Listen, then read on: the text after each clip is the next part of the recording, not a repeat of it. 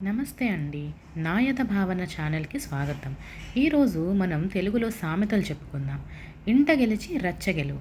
అంటే దీని అర్థం ఏంటి? ఇంట్లో ఏదైనా పని అనుకున్నప్పుడు ఇంట్లో వాళ్ళందరినీ మెప్పిస్తే ఆటోమేటిక్‌గా బయట ఈజీగా ఆ పని పూర్తి చేయగలుగుతామని. అందుకే మన పెద్దవారు ఇంట గెలిచి రచ్చ గెలువు అన్నారు.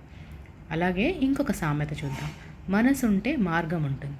ఏదైనా పని ఆలోచిస్తూ బుర్రతో ఆలోచిస్తూ ఉంటే అది అవ్వనప్పుడు మనసుతో ఆలోచిస్తే అది వెంటనే మనకు మార్గం చూపిస్తుంది అని అర్థం.